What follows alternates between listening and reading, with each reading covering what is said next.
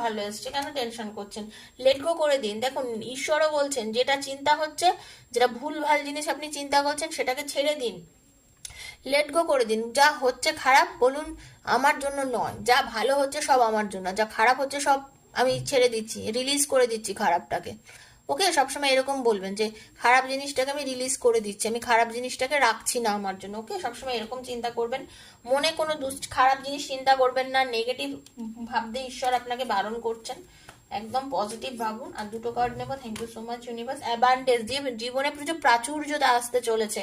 ভালোবাসার মানুষ যখন ফিরে এসে দেখবেন আই লাভ ইউ বলছে, বা আপনাকে রানী করে রাখবে, আপনার ভালোবাসার মানুষ আপনাকে বা রাজা করে রাখবে, মানে ভালোবাসা দিয়ে জাস্ট আপনাকে ভরিয়ে রাখবে।